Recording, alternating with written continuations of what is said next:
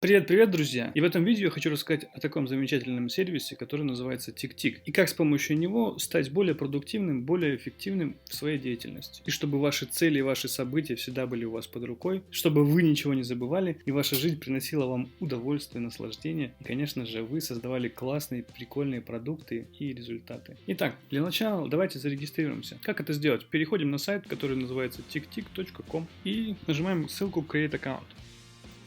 Далее мы регистрируемся. На почтовый ящик, который мы указали при регистрации, должно прийти письмо с подтверждением. Мы открываем его и переходим по ссылочке.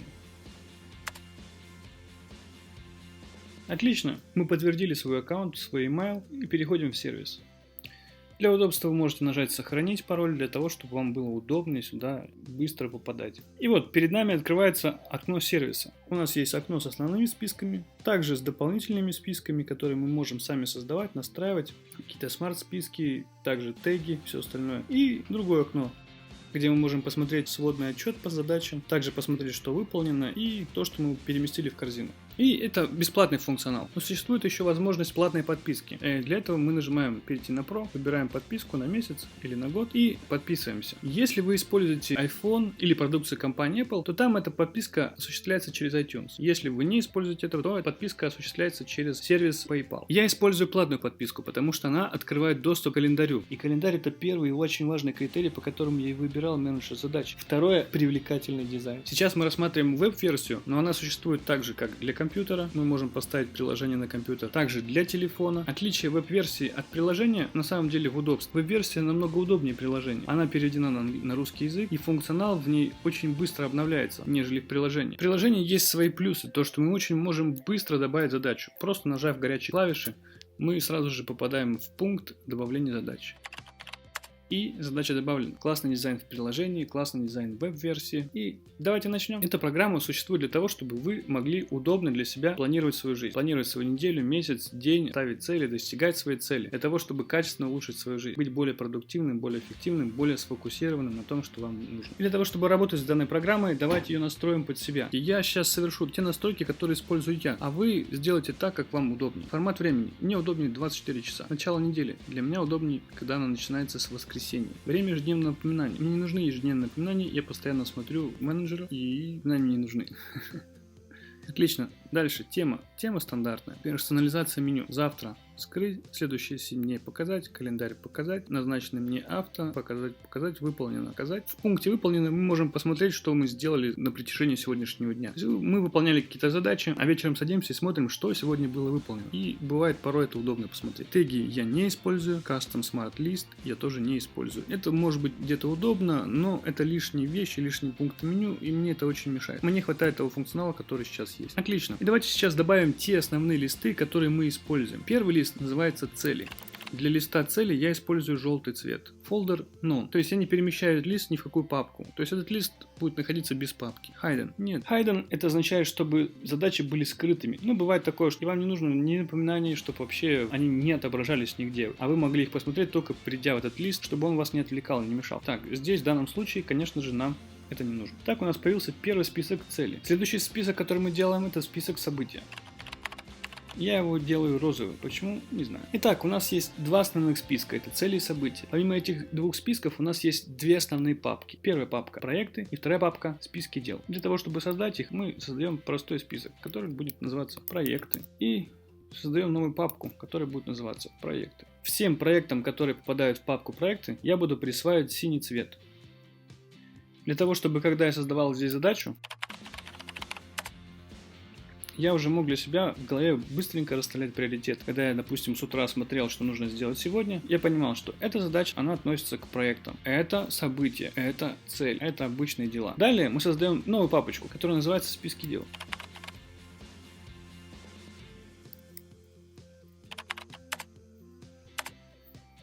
Отлично, вот мы и создали основную структуру папок из списков, которые мы и будем использовать. Цели, события, проекты, списки дел. И давайте немножко поподробнее о каждом из них. Цели. Каждый из нас о чем-то мечтает. Каждый из нас стремится создать себе лучшую жизнь. И эту жизнь он видит как образ.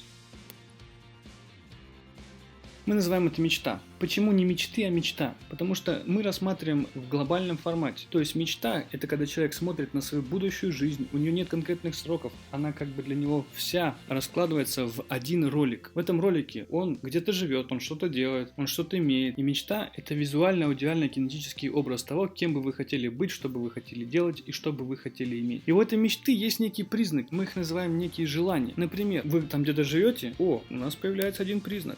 Это дом. Какой-то дом. Также мы смотрим нашу мечту и видим, что ага, я там работаю на какой-то классной работе, и эта работа приносит мне столько-то денег.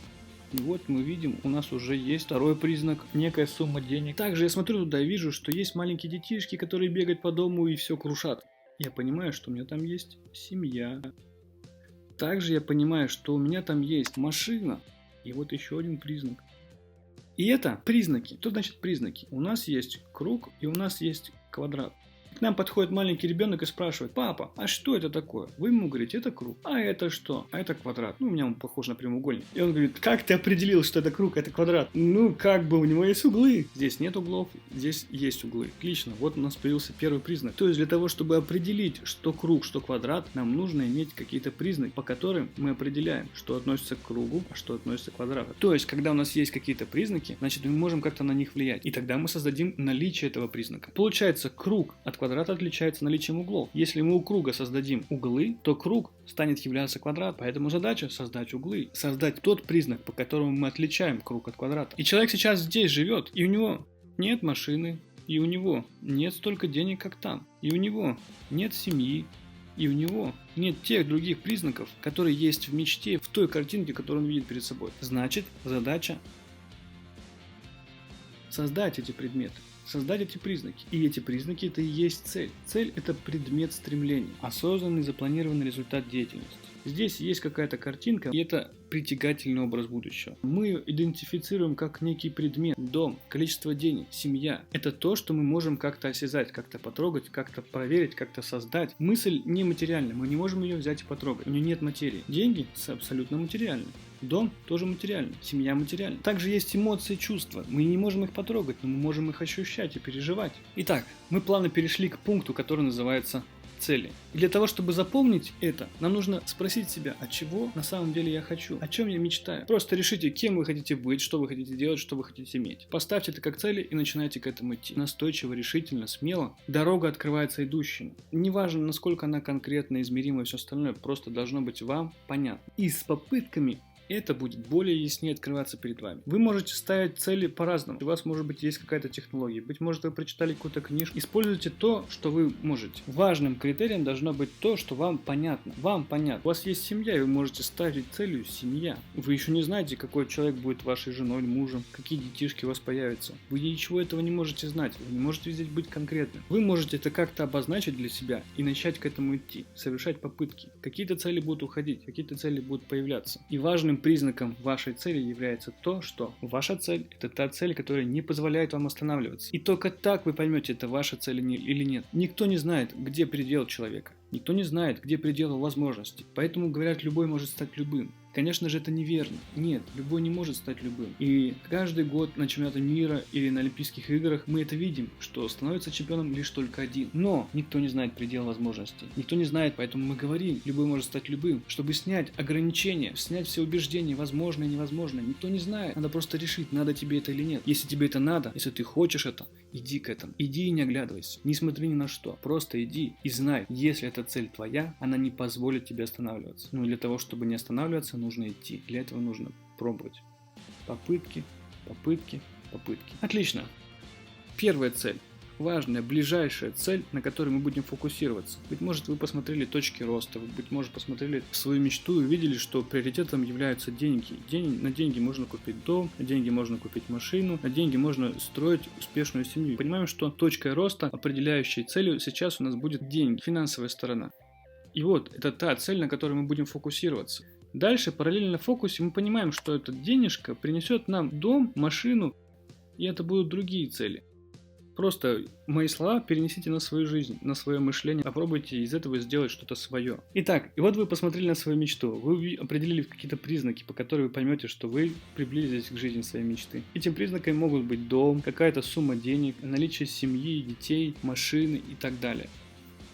И, допустим, я ставлю цель. Цель – это предмет, стремление. Предмет отвечает на вопрос «что?». Машина – повышение продаж, деньги.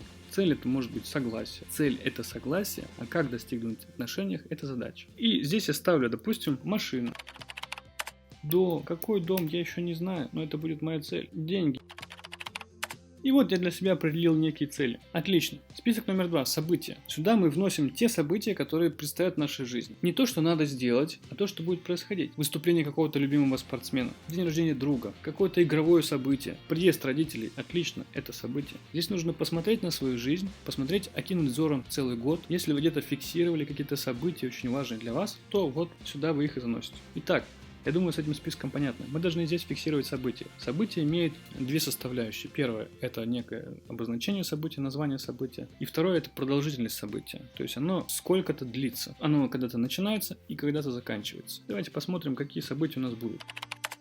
9 мая. Когда 9 мая будет? 9 мая. Я обязательно ставлю время или могу его не ставить.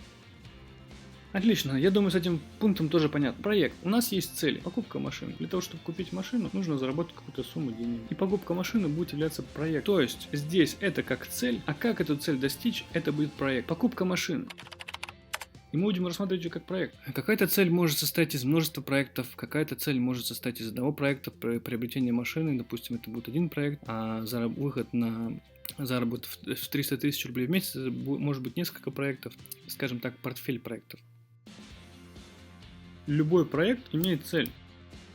То есть в центре любого проекта есть некая цель. С точки зрения проектного управления, проект обладает основным очень важным критерием. Это уникальность. Если вы, допустим, никогда не строили определенный мост, то это будет проект. Если вы постоянно строите одни и те же мосты, то это будет процесс. Если мы посмотрим на проект, то проект состоит из определенных компонентов. В центре проекта всегда стоит какая-то цель. Это некая деятельность, направленная на определенную цель. Также у проекта есть некие сроки, временные ограничения. Также у проекта есть стоимость. Также у проекта есть содержание проекта. Это его задачи, которые он должен выполнить. И что мы здесь имеем в виду под ценой? Ценой может быть стоимость, ресурсы. Для того, чтобы выйти на уровень дохода в 300 тысяч рублей в месяц, нужно много работать.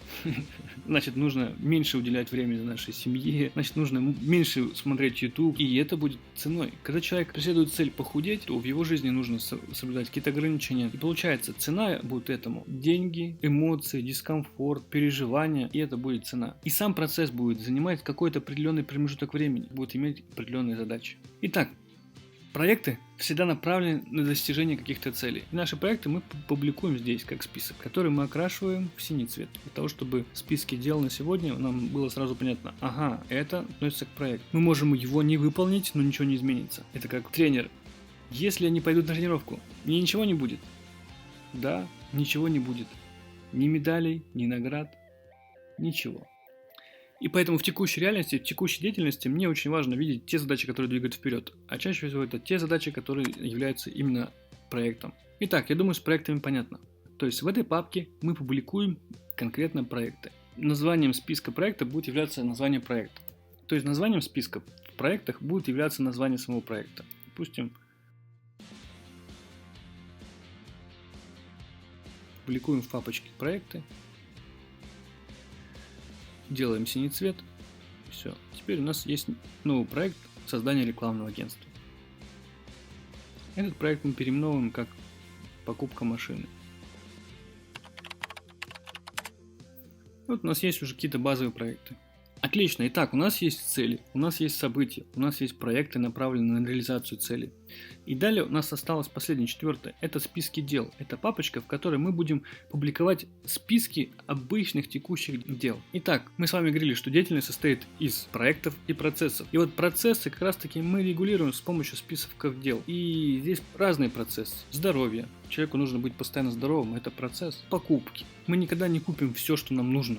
То есть продукты. Продукты всегда нужны. Нет такого, что ты раз купил продуктов на всю жизнь и больше никогда не ходишь в магазин. Нет, это процесс. То есть процесс мы регулируем именно через списки дел. Какие могут быть списки дел? Ну, например, покупки. Формируем списки дел по мере их поступления. То есть мы не берем какую-то систему списков. И вот мы дома, находясь, открываем холодильник и записываем сюда все, что купить. Масло, заходим в ванну, понимаем, что мыло закончилось, там зубная паста и все такое. И когда мы приходим в магазин, мы просто открываем список «Купить» и смотрим, что нужно купить. Также список может быть ожидания.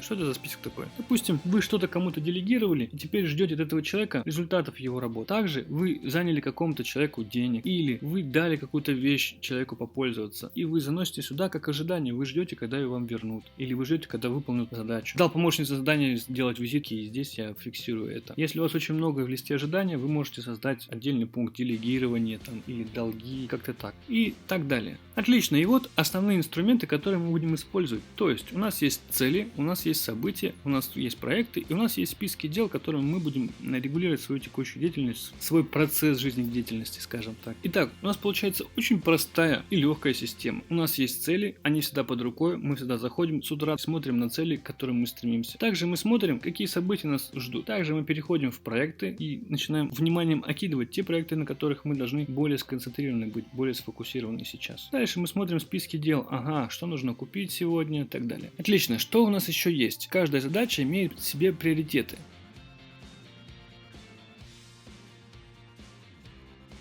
Давайте посмотрим, какие я предлагаю рассматривать приоритеты. Их всего лишь 3. Это 3 по важности, это 2 по важности, а это 1 по важности. Что это означает? То есть где-то раньше человек был в некой точке А. И сейчас он находится в некой точке Б уже. И он стремится в некую точку С. Например, здесь у него не было квартиры, а здесь у него есть квартира. Он взял квартиру в ипотеку, и теперь он живет в квартире. А здесь он живет, допустим, в доме в частном. И он стремится к этой цели. Но когда-то его была квартира целью. И получается, чтобы не скатиться вниз в точку А, обратно, в человека, который не имеет квартиры, он должен платить за ипотеку. Просто если он не будет, он скатится на уровень ниже. То есть давайте представим, что человек идет на некой лесенке, и если не будет выполнять из категории «должен», то эта лестница отбросит его на лесенку назад. Если человек не будет выполнять задачи из категории «надо», то он будет все время топтаться здесь, на этой лесенке. Он не будет никуда развиваться. То есть он не будет двигаться к своим целям, он будет всегда находиться здесь. Если человек будет выполнять только «хочу», то он не будет никуда развиваться, и он будет падать назад. Потому что, когда выполняешь только «хочу», ты не выполняешь то, что должен. То, что должен, это не хочется. То, что надо, это тоже не хочется. Человек скатывается вниз. Он не платит за ипотеку, его лишают квартиры и так далее, так далее, так далее. И куда в итоге он прикатится? И все очень просто. На самом деле он катится сюда. А если он идет и развивается, он стремится сюда. Да, и смерть, конечно же, нас ждет в будущем. Когда мы делаем только то, что хочется, смерть к нам приближается, потому что мы идем к ней навстречу. И она как бы догоняет нас. А если мы идем к ней навстречу, то ей не нужно догонять, мы сами к ней идем. То есть, когда мы не выполняем то, что должно, когда мы не выполняем то, что надо, мы двигаемся навстречу к смерти. И тогда человек начинает смотреть на жизнь, понимает, что все вокруг не так, все не то, все что-то хотят от него, почему-то я должен то, и вот он больше не хочет жить. Так мы шли навстречу смерти. Если мы идем навстречу к жизни, то мы делаем только то, что надо. Но при этом, если мы не выполняем то, что мы должны, то мы продвигаемся только лишь в одной сфере, в которой мы сфокусированы сейчас, а в других мы продвигаемся назад навстречу смерти. Например, у человека какой-то проект, он сфокусирован полностью на этом проекте, но при этом у него есть дела из категории «должен», из списка здоровья, ему нужно там пройти какое-то обследование, он это должен сделать, потому что если он это не сделает, будут последствия. Но он говорит: не, я не буду этим заниматься, у меня сейчас проект. И получается, в проекте он продвигается, а в сфере здоровья он падает назад. Не делая это, он делает шаг навстречу смерти. Итак, у нас есть 3 категории. И здесь очень важно еще разбить это по времени. Это прошлое. это будущее, прошлое. Это какие-то взятые нами обязательства в прошлом. Взял ипотеку в прошлом, взял в долг в прошлом. Сказал всем, что я добьюсь такого-то результата. Это тоже прошлое, это некий стимул из прошлого. То есть, если мы будем говорить о мотивации, это мотивация от когда мы взяли какие-то обязательства, и теперь это превращается в силу, которая нас толкает. Но, конечно же, она не всегда становится силой, которая нас толкает, а бывает наоборот. Она становится силой, которая тянет нас назад к смерти. Это не является уже стимулом, это не мотивация от, это демотивация от. То есть она уже не толкает, а забирает силы. Будущее. А это то, куда мы хотим прийти. Это мотивация к. У нас есть мечта, у нас есть притягательный образ будущего, который нас притягивает. Такой образ, с которым нам хорошо. Мы смотрим, и нам хорошо. А здесь у нас есть смерть, и мы смотрим сюда и понимаем, что блин, это же смерть, надо двигаться вперед. Это мотивация от, это мотивация к. Итак, и что из этого всего нам важно знать? Должен, хочу и надо. Надо – это те дела, которые двигают нас вперед. Хочу – это те дела, которые приносят нам удовольствие сейчас, в данный момент. То есть, допустим, я хочу машину, для этого нужно зарабатывать денег, а зарабатывание денег не приносит удовольствия. То это не хочу, это надо. А хочу. Человек любит сладкое, ему хочется кушать шоколадку, и он кушает шоколадку. Это хочу. Человеку нравится ходить на массаж, он идет на массаж, получает удовольствие, и это хочу. Человеку нравится бегать, просто ему нравится бегать, он идет в лес и бегает, и он получает от этого удовольствие сейчас, не когда-то там, в будущем, а прямо сейчас он наслаждается этим моментом, и это хочу. Должен. Есть некие обязательства, которые на нас висят, и всегда они есть, и от этого не уйдешь. Всегда есть категория должен, всегда есть хочу, и всегда есть надо. То есть только должен, только надо, человек не живет в настоящем. Он все время от чего-то бежит и к чему-то бежит. Он не наслаждается моментом, он не наслаждается жизнью. Если мы убираем хочу и делаем то, что только должен, человек перестает наслаждаться, его желание, мотивация падает, факторы, которые на него здесь воздействуют, как мотивация от, как некие стимулы, они разворачиваются и начинают тянуть его назад. Также мы делаем только то, что надо, мы не получаем удовольствия, и цель, притягательный образ будущего, который перед нами был, он разворачивается. То есть вектор, который нас притягивал, становится отталкивающим, потому что мы теперь видим здесь кучу страданий. И вот образ, который нес нам удовольствие, становится образом, который несет страдания, теперь он нас отталкивает. И мы должны делать хочу для того, чтобы у нас была возможность, чтобы двигаться вперед. То есть некая компенсация. Вот мы здесь пострадали, но мы знаем, что вечером мы пойдем в баньку с друзьями, или мы вечером пойдем на массаж, или мы вечером вообще просто поиграем в какую-то компьютерную игру и просто будем наслаждаться текущим момент. Мы будем наслаждаться своей жизнью. А завтра с утра мы будем выполнять то, что должны, и то, что надо. А сейчас вечер. Сейчас мы отдыхаем.